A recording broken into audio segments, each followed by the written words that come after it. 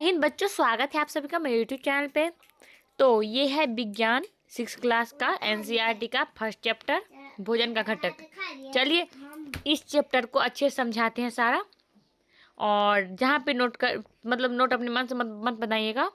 जहाँ पे बनाने की जरूरत पड़ेगी हम आपको बता देंगे, ये नोट कर लीजिए, ठीक है। अगर आपको होगा नोट करना तो करिएगा, नहीं तो मत करिएगा। वैसे कॉपी पेन लेके बैठिएगा, ठीक है, क्योंकि बहुत ही इंपॉर्टेंट होता है कॉपी पेन लेके बैठना।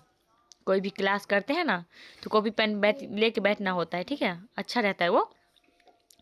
पिछली कक्षाओं में हमने उन पदार्थों की सूची बनाई थी जिन्हें हम खाते हैं। ये जो है ना पिछली कक्षा यानी 5 क्लास का बात कर रहा है, जो कि हमें कोई इम्पोर्टेंट नहीं है, ठीक है। 6 क्लास से बहुत काम आता है। सो लास्ट तक बने रहें, लाइक सब्सक्राइब एंड कमेंट करें, ठीक है। भारत के विभिन्न भागों में खाए जाने वाले भिन्न भिन्न व्यंजनों के बारे में भी हमने बताया था तथा इन्हें मानचित्र में अंकित किया था। इस प्रकार के भोजन में चपाती, दाल और बैगन का भरता हो सकता है, तो दूसरे में चावल, सांभर तथा भिंडी हो सकती है। ये जो हम लोग खाना नहीं खाते हैं, जैसे दाल चावल ये सब खाते हैं, वहीं से बतला रहे हैं। इसके अतिरिक्त अन्य भोजन में अप्पम, मछली तथा सब्जियां हो सकती है, ठीक है। ये क्रियाकलाप 1 है। आमतौर पर हमारे आहार में अन्न से बना कम से कम एक व्यंजन होता ही है। मतलब समझ रहे हैं ये बात।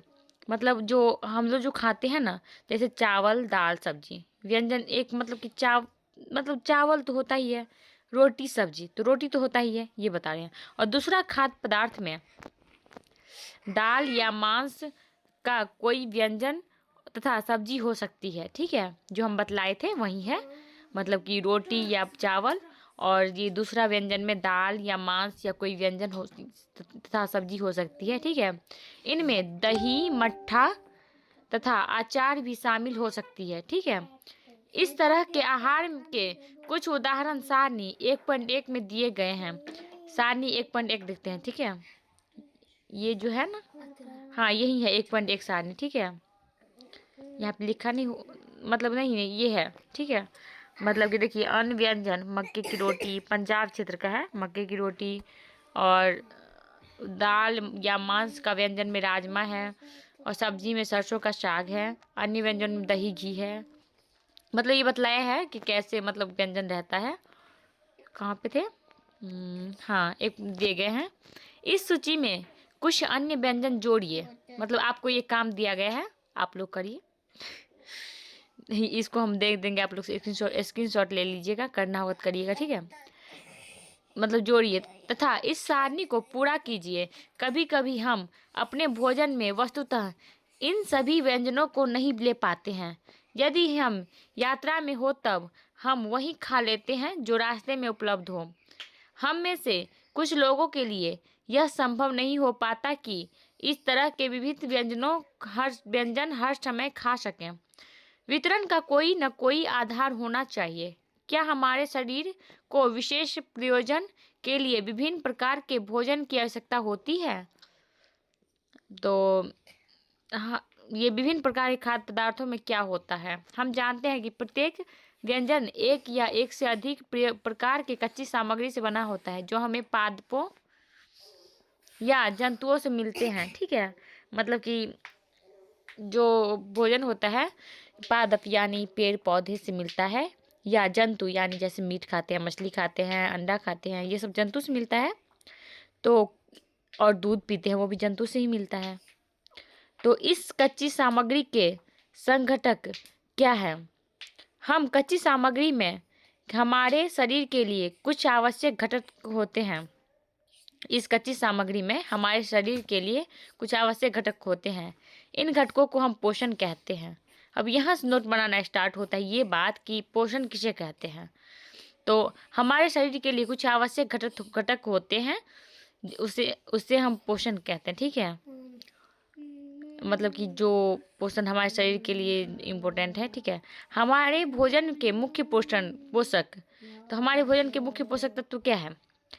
लिखिए, कार्बोहाइड्रेट, प्रोटीन, वसा, विटामिन, खनिज लवण, ठीक है। मुंह से याद कर लीजिए, कार्बोहाइड्रेट, प्रोटीन, वसा, विटामिन, खनिज लवण। तो इसके अतिरिक्त हमारे भोजन में रुक्षांश तथा जल भी शामिल होते हैं। समझ आया? कार्बोहाइड्रेट, प्रोटीन, वसा, विटामिन, खनिज लवण, रुक्षांश, ठीक है, और जल, सात जो है ना बहुत इंपॉर्टेंट है, पोषक तत्व है, ठीक है। क्या सभी खाद्य पदार्थों में ये सभी पोषण उपलब्ध होते हैं? कुछ साधारण विधियों से हम यह जान सकते हैं कि कच्ची सामग्री या पके हुए भोजन में कौन सा एक या अधिक पोषक उपस्थित है। कार्बोहाइड्रेट, प्रोटीन तथा वसा के परीक्षण अन्य पोषकों के परीक्षणों के अपेक्षा सरल है। आइए हम इन परीक्षणों को करके प्रेक्षकों को सारणी 1.2 में लिखिए, ठीक है। ये सारणी मतलब 1.2 में बोल रहे हैं लिखने के लिए। आयोडीन का तनु विलयन बनाने के लिए जल से आधी भरी प्रकनली में कुछ बूंद टिंचर आयोडीन की मिला दीजिए। और आयोडीन का तनु विलयन बनाना है वो बतला रहे हैं, ऐसे करिए। कॉपर सल्फेट विलयन 100 मिलीलीटर जल में 2 ग्राम कॉपर सल्फेट घोलने से बन जाता है, ठीक है। मतलब कॉपर सल्फेट कैसे बनता है, आयोडीन का तनु विलयन कैसे बनता है, ये बतला रहे हैं यहाँ विधि। आप लिख सकते हैं अगर लिखना हो तो। और 100 मिलीलीटर जल में 10 ग्राम कास्टिक सोडा घोलने से हमें अभिष्ट कास्टिक सोडा विलयन मिल जाता है, ठीक है। ये जो है ना हमें मतलब कि कार्बोहाइड्रेट जांच, जो प्रोटीन जांच, वसा जांच, इन सब में काम आता है। वसा जांच तो ऐसे ही हो जाएगा, इसमें कुछ मतलब बस पदार्थ की जरूरत पड़ेगी, ठीक है। तो चलिए जांच करते हैं इसका।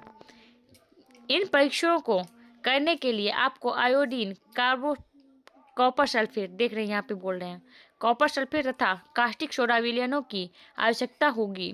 तो बच्चों वहाँ पे जो बताया गया है आयोडीन का मतलब विलयन कैसे बनाएंगे, ये सब जो मतलब वो सब जो बना के ना यहाँ पे जांच होता है, ठीक है। तो आपको करना इम्पोर्टेंट नहीं है, ये मतलब बतला रहे हैं कि मतलब कैसे करेंगे जांच, ठीक है। तो आवश्यकता होगी, ठीक है। आपको कुछ प्रकनलियों तथा एक ड्रॉपर की भी आवश्यकता होगी। प्रकनली और ड्रॉपर इनकी भी आवश्यकता होगी। इन परीक्षणों को पके हुए भोजन तथा कच्ची सामग्री पर करें। इन परीक्षणों से प्राप्त प्रेक्षणों को सारणी 1.2 में दर्शाए गए तरीके से लिख सकते हैं। इस सारणी में कुछ खाद्य पदार्थ दर्शाए गए हैं। अपना परीक्षण इन पर या अन्य किसी उपलब्ध खाद्य पदार्थ पर कर सकते हैं। इन परीक्षण को सावधानी से कीजिए और किसी भी रसायन को खाने या चखने का प्रयास मत कीजिए। ये सबसे बड़ा वार्निंग है, ठीक है। ये जो है ना आप लोग मतलब परीक्षण अगर करेंगे ना, क्योंकि साइंस तो मतलब परीक्षण का ही है एक चीज़। हर चीज़ जैसे दवा ही बनता है तो उसको बनाया जाता है, उसके बाद किसी पर ट्राई किया जाता है, उसके बाद दिया जाता है, ठीक है, मरीज को। तो ये इम्पोर्टेंट है। यदि आवश्यक विलयन तत्काल उपलब्ध नहीं है तो आपके अध्यापक निम्न विधि से उन्हें तैयार करा सकते हैं। आइए विभिन्न खाद्य पदार्थों की जांच करके देखें कि किसमें कार्बोहाइड्रेट उपस्थित है। और कार्बोहाइड्रेट कई प्रकार के होते हैं। हमारे भोजन में पाए जाने वाले मुख्य कार्बोहाइड्रेट मंड तथा शर्करा के रूप में होते हैं, ठीक है। हमारे भोजन में जो कार्बोहाइड्रेट होता है वो मंड तथा शर्करा के रूप में होता है, लिख लीजिए। इसमें उतना नोट करने वाला नहीं है, जो नोट करने वाला होगा बता देंगे हम, ठीक है। तो ये खाद्य पदार्थ मतलब यदि किसी खाद्य पदार्थ में मंड है तो इसका आसानी से परीक्षण कर सकते हैं। तो क्रियाकलाप 2, मंड के लिए परीक्षण। यहाँ पे परीक्षण किया गया है मंड के लिए। मंड यानी कार्बोहाइड्रेट का पार्ट है मंड या शर्करा, ठीक है। परीक्षण के लिए खाद्य पदार्थ या कच्ची सामग्री की अल्प मात्रा लीजिए। मतलब जो भी आपके पास मतलब खाद्य पदार्थ है, भोजन जो भी है, उसकी थोड़ा सा मात्रा लीजिए। इसमें तनु आयोडीन विलयन की 2 से 3 बूंद डालिए। मतलब आयोडीन का जो विलयन है ना उसका 2 से 3 बूंद डालिए। खाद्य पदार्थ के रंग के होने वाले परिवर्तन को देखिए। क्या यह नीला या काला हो गया है? यह नीला या काला रंग मंड की उपस्थिति दर्शाता है। समझ आया? मतलब परीक्षण के लिए आपको थोड़ा सा कोई भी खाद्य पदार्थ लीजिए, उसमें 2 या 3 बूंद बूंद आयोडीन का विलयन डालिए और उसका रंग अगर नीला या काला हो जाए तो उसमें मंड उपस्थित है। ठीक है, और ये परीक्षण तो आपको बतला दिए। अब जल्दी सब्सक्राइब करिए चैनल को और लाइक करिए वीडियो को। आगे बढ़ते हैं। इस परीक्षण को किसी अन्य खाद्य पदार्थ के साथ दोहराइए और जांच कीजिए कि किसमें मंड है। आपके परीक्षणों को सारणी 1/2 में लिखिए। प्रोटीन के लिए परीक्षण। प्रोटीन के परीक्षण के लिए किसी खाद्य पदार्थ की थोड़ी मात्रा लीजिए। जिस खाद्य पदार्थ की परीक्षण करना है, यदि वह ठोस है तो पहले उसका पेस्ट तथा पूर्ण चूर्ण बनाने की आवश्यकता होती है। यानी जो भी खाद्य पदार्थ आप ले रहे हैं ना, उसको मतलब या तो पेस्ट बना लीजिए या तो उसको चूर्ण बना लीजिए। ठीक है, पाउडर मतलब उस बेस में कर लीजिए। खाद्य पदार्थ की थोड़ी मात्रा को पीसकर या मसल कर उसके चूर्ण को एक साफ परख नली में डाल दें। मतलब वो जो मतलब चूर्ण किए हुए हैं उसको एक साफ परख नली में डालिए और उसमें 10 बूंद जल डालकर उसे अच्छी तरह हिलाइए। ठीक है, अब ड्रॉपर की सहायता से परख नली में 2 बूंद कॉपर सल्फेट का विलयन तथा 10 बूंद कास्टिक सोडा का विलयन डालिए। समझ आया? मतलब जो आप खाद्य पदार्थ लिए हैं उसको चूर्ण बना लिए हैं, साफ परख नली में डाले हैं, उसका 10 बूंद जल का डाल के उसको अच्छे से हिला लिए हैं। उसके बाद 2 बूंद कास्टिक कॉपर सल्फेट और 10 बूंद कास्टिक सोडा का विलयन उसमें डाल दिए हैं। ठीक है, अब यहाँ तक प्रोसेस हो गया है, आगे बतलाते हैं। अच्छी तरह हिलाकर कुछ मिनट के लिए परख नली को रख दीजिए। ठीक है, आपने क्या देखा? क्या परख नली का पदार्थ बैंगनी रंग का हो गया? अगर बैंगनी रंग का पदार्थ खाद्य पदार्थ में प्रोटीन की उपस्थिति दर्शाता है। ठीक है, बैंगनी रंग का अगर हो गया तो पदार्थ में प्रोटीन की उपस्थिति दर्शाता है। आप लोग स्क्रीनशॉट ले सकते हैं। ये भी मतलब ये जो परीक्षण बतला रहे हैं ना, ये कार्बोहाइड्रेट का जांच हुआ, अब प्रोटीन का भी टेस्ट हो चुका है। तो ये ना बहुत ही इम्पोर्टेंट है, आ जाएगा एग्जाम में आ जाएगा। इसको भी लिख लीजिए। ठीक है, अब वसा का परीक्षण चलने वाला है। खाद्य पदार्थ की अल्प मात्रा लीजिए, इसे एक कागज के टुकड़े में लपेटकर कूटिए। वाह, कुटाई होगा अब यहाँ पे। मतलब कि कुछ भी, जैसे मूंगफली आप लीजिए, मैं बता रही हूँ, मूंगफली लीजिए, उसको कागज में डाल के कूटिए। वो खुद ध्यान रखें कागज फट न जाए। अब कागज को सीधा कीजिए और ध्यानपूर्वक देखिए, क्या इस पर तेल के धब्बे हैं? कागज को किसी प्रकाश के सामने लाएं। क्या आपको इस धब्बे से होकर आने वाला धुंधला प्रकाश दिखाई देता है? कागज पर तेल का धब्बा खाद्य पदार्थ में वसा की उपस्थिति दर्शाता है। ये बहुत आसान है, ये आप वैसे भी करके देख सकते हैं। ठीक है, खाद्य पदार्थ में कभी कभी जल की भी कुछ मात्रा हो सकती है। इस दशा में इन पदार्थों को कागज पर धीरे धीरे रगड़िए और कुछ समय के लिए कागज को सुखा दीजिए, ताकि यदि खाद्य पदार्थ से कुछ जल आया हो तो वह सूख जाए।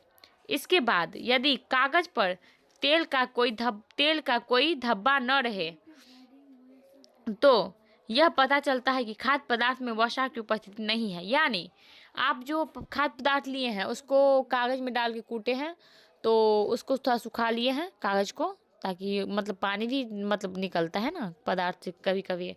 तो अगर उस पर जो धब्बा अगर नज़र आए कोई तेल का तो उसमें वसा है, और नज़र ना आए तो वसा नहीं है। ये बात क्लियर है? ठीक है, यहाँ तक क्लियर है? अगर कोई प्रॉब्लम हो तो कमेंट करिएगा, क्या दिक्कत है आपको, हम समझा देंगे। ठीक है, ये परीक्षण क्या दर्शाते हैं? क्या वसा, प्रोटीन तथा मंड उन सभी खाद्य पदार्थों में उपस्थित है जिनका आपने परीक्षण किया है? क्या एक खाद्य पदार्थ में एक से अधिक पोषक तत्व उपस्थित होते हैं? क्या आपने कोई ऐसा खाद्य पदार्थ पाया जिसमें इनमें से कोई भी पोषक तत्व उपस्थित न हो? हमने 3 पोषकों कार्बोहाइड्रेट, प्रोटीन, वसा के लिए खाद्य पदार्थों का परीक्षण किया है। विटामिन तथा खनिज लवण जैसे अन्य पोषक भी हमारे विभिन्न खाद्य पदार्थों में उपस्थित रहते हैं और इन सभी पोषकों की हमें कोई आवश्यकता होती है। विभिन्न पोषक के हमारे शरीर के लिए क्या करते हैं? कार्बोहाइड्रेट मुख्य रूप से हमारे शरीर को ऊर्जा प्रदान करती है। लिखिए, कार्बोहाइड्रेट जो है हमारे शरीर को ऊर्जा प्रदान करती है। वसा से भी ऊर्जा प्राप्त होती है। ठीक है, वास्तविकता यह है कि कार्बोहाइड्रेट की तुलना में वसा की समान मात्रा से हमें अधिक ऊर्जा प्राप्त होती है। यानी कार्बोहाइड्रेट से ज़्यादा ना वसा से हमें ऊर्जा प्राप्त होती है। ठीक है, वसा और कार्बोहाइड्रेट युक्त भोजन को ऊर्जा देने वाला भोजन भी कहते हैं। मतलब ऊर्जा देने वाला भोजन किसे कहते हैं? तो ऑप्शन होगा 4, उसमें से कार्बोहाइड्रेट या फिर वसा एक होगा ही, मार दीजिएगा। ठीक है, और ये सब है, मतलब कि ये सब बतला रहे हैं। चलिए, प्रोटीन की आवश्यकता। प्रोटीन का घटक यहाँ बतला रहे हैं। चना, मूंग, तूर दाल, राजमा, सोयाबीन, मटर। और इधर मांसाहारी में है मांस, मछली, पनीर, मांसाहारी भी शाकाहारी दोनों है, और अंडे, दूध। ये प्रोटीन के कुछ स्रोत है। मतलब कि ऊपर का जो है ना, ये पादप स्रोत यानी पेड़ पौधे से मिला है, और बी जो है ये सब ये है जंतु से मिला है। ठीक है, और ये है यहाँ पे विटामिन, मतलब विटामिन्स का स्रोत है। विटामिन ए का स्रोत है पपीता, गाजर, आम, मछली का तेल और दूध। ठीक है, और विटामिन बी का स्रोत है गेहूँ, चावल, यकृत, यानी मांसाहारी है ये यकृत जो है। और विटामिन सी का स्रोत है संतरा, टमाटर, अमरूद, मिर्च, नींबू, आंवला। ठीक है, और विटामिन डी का स्रोत है दूध, मक्खन, और यकृत है, अंडा है, और मछली है। ठीक है, विटामिन डी का स्रोत है। प्रोटीन की आवश्यकता शरीर की वृद्धि तथा स्वस्थ रहने के लिए होती है। प्रोटीन युक्त, मतलब कि ये जो है ना, ये नोट कर लीजिए, प्रोटीन की आवश्यकता मतलब प्रोटीन को मतलब शरीर वर्धक भोजन भी कहते हैं। ठीक है, प्रोटीन युक्त भोजन को प्रायः शरीर वर्धक भोजन कहते हैं। ठीक है, विटामिन रोगों से हमारे शरीर की रक्षा करते हैं। विटामिन हमारी आँख, अस्थियों, दांत एवं मसूड़ों को स्वस्थ रखने में भी सहायता करते हैं। ठीक है, या ये आप नोट कर सकते हैं, यहाँ पे इतने नोट कर लीजिए। विटामिन हमारी आँख, अस्थियाँ, दांत एवं मसूड़ों की स्वस्थ रखने में सहायता करते हैं। मतलब विटामिन जो है ना, रोगों से हमारे शरीर की रक्षा करते हैं, रोग वर्धक है। ठीक है, और विटामिन कई प्रकार के होते हैं जिन्हें अलग अलग नामों से जाना जाता है। ठीक है, इनमें से कुछ को vitamin A, vitamin B, vitamin C, vitamin D, vitamin K और विटामिन ई के नाम से जाना जाता है। विटामिनों के एक समूह को विटामिन बी कॉम्प्लेक्स कहते हैं। ठीक है, ये सब नोट कर लीजिए, बहुत ही इंपॉर्टेंट है यहाँ ये सब। ठीक है, मतलब विटामिन का एक समूह जो है उसको विटामिन बी कॉम्प्लेक्स भी कहते हैं। और हमारे शरीर को सभी प्रकार के विटामिनों की अल्प मात्रा में आवश्यकता होती है। विटामिन ए हमारी त्वचा एवं आंखों की को स्वस्थ रखता है। आप ना A4 साइज पेपर लीजिएगा इसको नोट करने के लिए। ठीक है, मतलब कि ऐसे ही नोट करते जाइएगा, मतलब एक दूसरे को कनेक्ट करेंगे।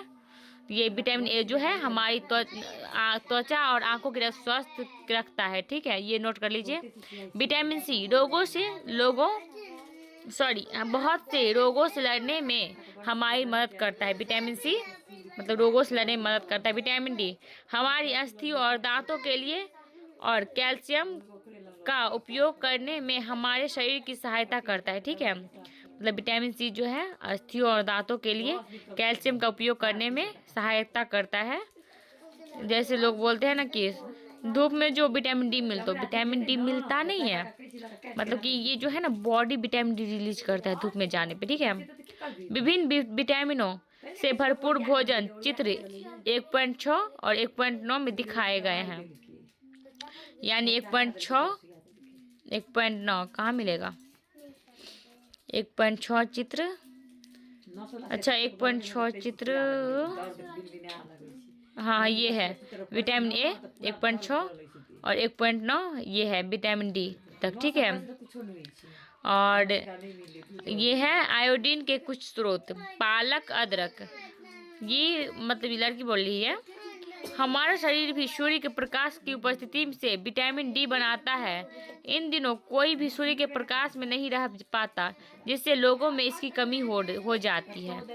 सही बोल रहे हैं, क्योंकि आजकल सब बोलते हैं काले हो जाएंगे सूर्य में जाने से। तो बच्चों, ये पालक और अदरक आयोडीन के स्रोत हैं, फॉस्फोरस के स्रोत हैं, ये दूध, केला, सब ये सब बतलाया गया है, आप लोग देख लीजिए। ये सब लिखा हुआ है, जो वो पढ़ाते हैं हम आपको। हमारे शरीर को खनिज लवणों की आवश्यकता अल्प मात्रा में होती है। शरीर के उचित विकास तथा अच्छे स्वास्थ्य के लिए प्रत्येक खनिज लवण आवश्यक है, ठीक है। और विभिन्न खनिज लवणों के कुछ स्रोतों को 1.10 में दर्शाया गया है। 1.10 चित्र कहाँ है? चलिए 1.10 चित्र की तरफ चलते हैं। ये रहा, ठीक है। खनिज लवण सब जो है इसको चित्र में दर्शाया गया है, ठीक है। और हम अपना नोट भी आपको मतलब शेयर करेंगे टेलीग्राम पे, टेलीग्राम चैनल बनाते हैं। उसके बाद कहाँ थे? 1.10, हाँ। अधिकांश खाद्य पदार्थों में एक से अधिक पोषक होते हैं, ठीक है। मतलब अधिकांश खाद्य पदार्थ जो होते हैं उनमें एक से अधिक पोषक होते हैं। आपने भी सारणी 1.2 में प्रेक्षणों को लिखते समय इस बात को अवश्य देखा होगा। फिर भी किसी कच्ची सामग्री में एक निश्चित पोषक की मात्रा दूसरे पोषकों की मात्रा से अधिक हो सकती है। उदाहरणतः चावल में कार्बोहाइड्रेट की मात्रा दूसरे पोषकों के से अधिक होती है। ये भी सही है, मतलब चावल जो है उसमें कार्बोहाइड्रेट कुछ ज़्यादा होता है और दूसरे पोषक तत्व कम होते हैं, ठीक है। ये बात मतलब कि कोई भी खाद्य पदार्थ है ना, उसमें ना एक पोषक तत्व की मात्रा ज़्यादा और एक की कम हो सकती है, ठीक है। लेकिन मतलब एक से अधिक पोषक तत्व पाए जाते हैं। इस आधार पर हम यह कह सकते हैं कि चावल कार्बोहाइड्रेट समृद्ध भोजन है, राइट। इस पोषकों को के अलावा हमारे शरीर को हमारी आहारी रेशों तथा जल की भी आवश्यकता होती है, यानी आहारी रेशों यानी रुक्षांश। और आहारी रेशे रुक्षांश के नाम से भी जाना जाता है, यहाँ पे लिखा भी गया है, ठीक है। हमारे खाने में रुक्षांश की पूर्ति मुख्यतः पादप उत्पादों से होती है, ठीक है। रुक्षांशों के मुख्य स्रोत साबुत खाद्यान्न, दाल, आलू, ताजे फल और सब्जियां हैं, ठीक है। रुक्षांश हमारे शरीर को कोई पोषक प्रदान नहीं करता, फिर भी यह हमारे भोजन के आवश्यक अवयव है और इसका आयतन बढ़ा देते हैं। और रुक्षांश बिना पचे भोजन को बाहर निकालने में हमारे शरीर की सहायता करते हैं, ठीक है। ये जो रुक्षांश है ना, हमारे शरीर के लिए बहुत ही इम्पोर्टेंट है। ये मतलब शरीर में जो भोजन नहीं पचता है उसको भी वो मतलब कि शरीर से अनपचे भोजन को बाहर निकालने में बहुत मदद करता है, वरना मतलब बॉडी बर्बाद हो सकती है रुक्षांश मतलब खाना में शामिल कर, ठीक है। खाली मैदा ही खाएंगे तो वो कहाँ रहेगा, पेट में ही रह जाएगा। एक उदाहरण है ये, एग्जाम्पल मेरी तरफ से। जल भोजन में उपस्थित पोषकों को अवशोषित करने में हमारे शरीर की सहायता करता है, ठीक है। मतलब ये भोजन में उपस्थित पोषकों को अवशोषित करने में मदद करता है जल। और यह कुछ अपशिष्ट पदार्थों जैसे कि मूत्र तथा पसीना शरीर से बाहर निकालने में सहायता करता है, ठीक है। जल जो है ये अपशिष्ट पदार्थों को बाहर निकालता है बॉडी से। और सामान्यतः हमारे शरीर को जितना जल की आवश्यकता होती है वह हमें उन वस्तुओं से प्राप्त होता है जिन्हें हम द्रव रूप में लेते हैं, जैसे कि जल, दूध। और ये जो है ना वह हमें उन वस्तुओं से प्राप्त होता है, यानी जल हमें उन वस्तुओं से प्राप्त है जिन्हें हम द्रव रूप में लेते हैं, जैसे कि जल, दूध और चाय आदि। इनके अतिरिक्त हम जो भी भोजन पकाते हैं उसमें भी पानी का प्रयोग किया जाता है। आइए देखें कि क्या कोई अन्य स्रोतों से हमारे शरीर को जल प्रदान करता है। प्रदान करता है। और बैकग्राउंड की आवाज़ को थोड़ा इग्नोर करिएगा अभी, क्योंकि अभी यहाँ पे मेरे भाई का थोड़ा सर फूट गया था तो वहीं सब बात चल रहा है। ठीक है। एक टमाटर तथा नींबू जैसे कोई फल लें, इसे छोटे छोटे हिस्सों में काट लें। क्या ऐसा करते समय आपके हाथ गीले होते हैं? जब भी आपके घर में किसी फल या सब्जी को काटा या छिला या मसला जाता है, तब ध्यानपूर्वक उसका निरीक्षण करें। क्या ऐसा करते समय आपको किसी भी ऐसे ताजे फल या सब्जियों के बारे में पता चलता है कि जिसमें पानी की मात्रा नहीं होती है? ये तो नॉर्मल है, ये आप सबको पता ही होगा, इसको क्या समझाया हम देखते हैं कि कई खाद्य पदार्थों में जल होता है। कुछ सीमा तक हमारे शरीर के लिए आवश्यक जल की पूर्ति इसी से जल से हो जाता है। और इसके अतिरिक्त कई खाद्य पदार्थों में को पकाते समय हम उसमें जल डालते हैं। ठीक है। संतुलित आहार हम सामान्यतः पूरे दिन में जो कुछ भी हम खाते हैं उसे आहार कहते हैं। ठीक है। लिखिए, आहार किसे कहते हैं उसका? सामान्यतः पूरे दिन में जो कुछ भी हम खाते हैं उसे आहार कहते हैं। ठीक है। हमारे शरीर की वृद्धि और अच्छे स्वास्थ्य को बनाए रखने के लिए हमारे आहार में वे सभी पोषक तत्व उचित मात्रा में होना चाहिए जिनकी हमारे शरीर को आवश्यकता है। ठीक है। तो ये बात समझ आ गई होगी। हमारे शरीर को की वृद्धि एवं अच्छे स्वास्थ्य के लिए मतलब हमारे आहार में वे सभी पोषक तत्व होना चाहिए जो जिसकी हमारे शरीर को आवश्यकता है। ठीक है। और कोई भी पोषक तत्व न आवश्यकता से अधिक हो और न ही आवश्यकता से कम। ठीक है। हमारे आहार में पर्याप्त मात्रा में रुक्षांश तथा जल होना चाहिए।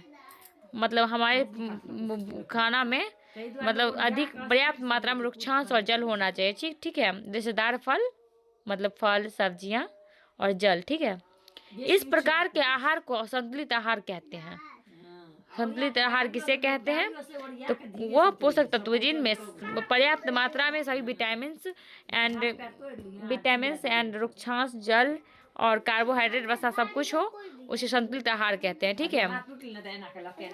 और क्या आप सोचते हैं कि प्रत्येक आयु वर्ग के लोगों को एक ही प्रकार के आहार की आवश्यकता होती है? क्या आप यह भी सोचते हैं कि हमारा संतुलित आहार हमारे शारीरिक कार्य पर निर्भर करता है?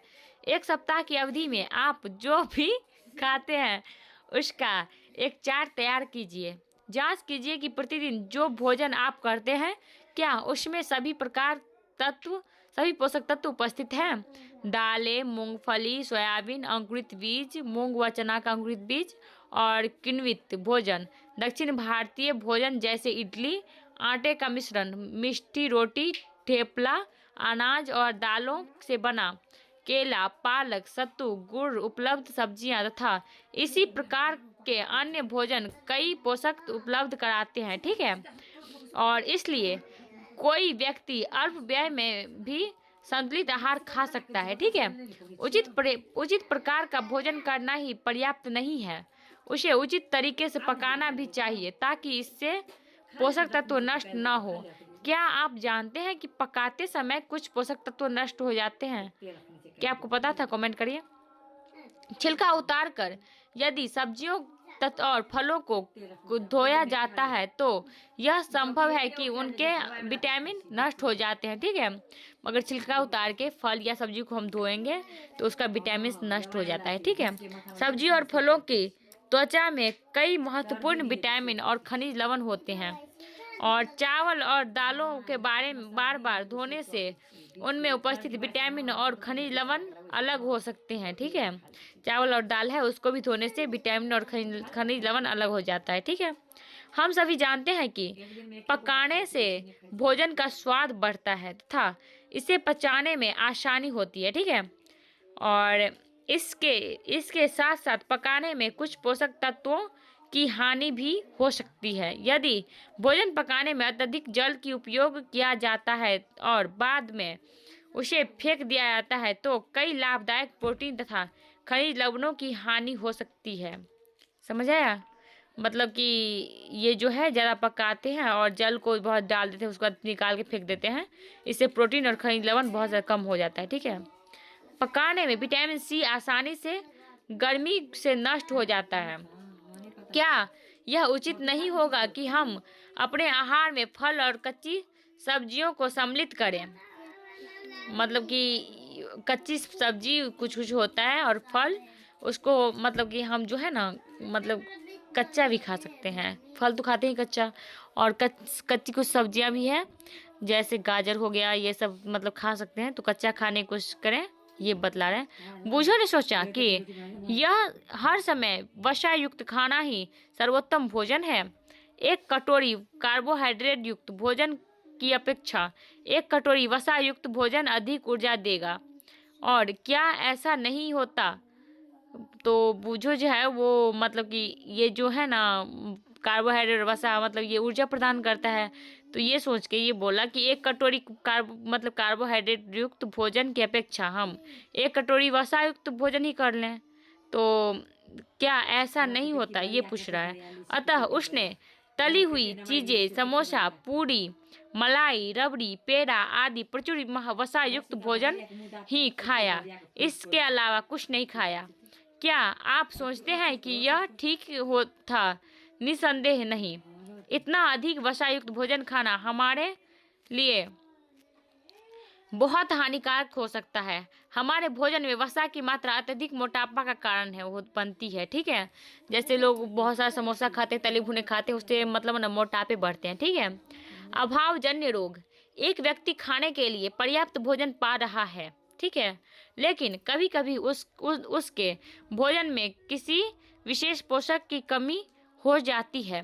यदि यह कमी लंबी अवधि तक रहती है तो वह व्यक्ति अपने उसके अभाव में ग्रसित हो सकता है।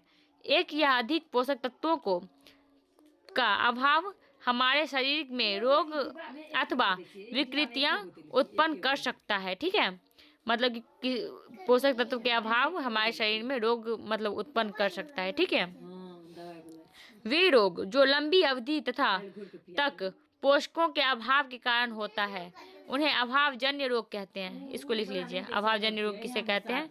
एक या अधिक पोषक तत्वों का अभाव हमारे शरीर में रोग अथवा विकृतियां उत्पन्न कर सकता है। वे रोग जो लंबे अवधि तक पोषक तत्वों के अभाव के कारण होता है उसे अभावजन्य रोग कहते हैं। जब जैसे मतलब 2 मार्क्स में क्वेश्चन होगा तो वे लोग से लिखिएगा।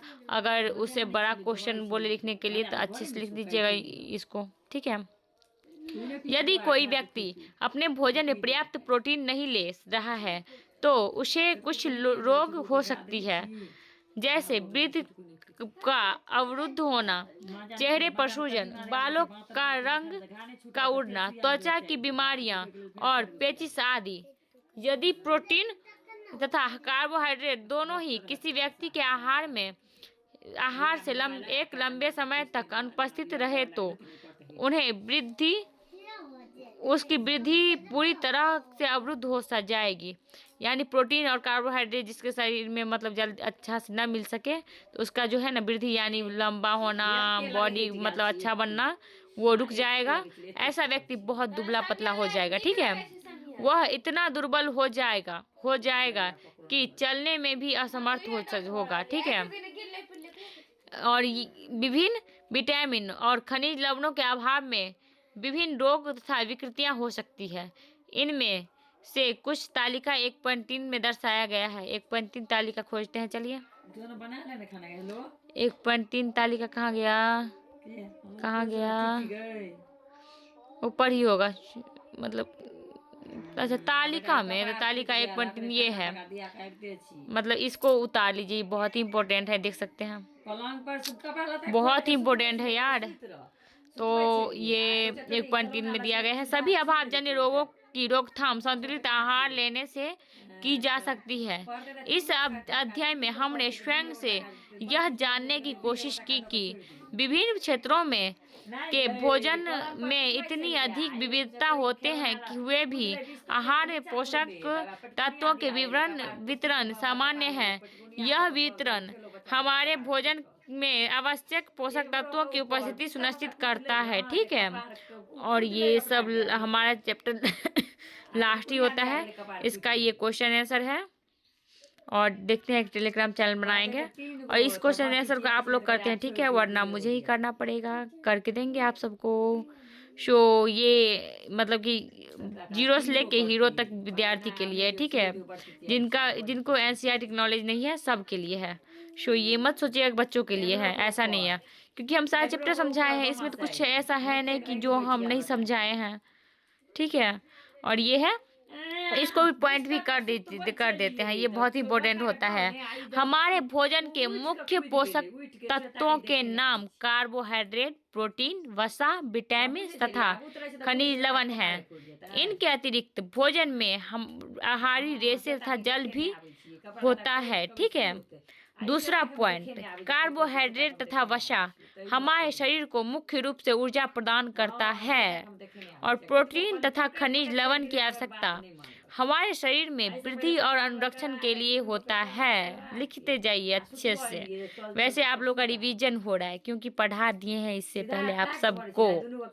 विटामिन हमारे शरीर को रोगों से रक्षा करने में सहायता करते हैं। संतुलित आहार में हमारे शरीर के लिए आवश्यक सभी पोषक तत्वों और पर्याप्त रुक्षांश तथा जल उचित मात्रा में उपस्थित रहते हैं।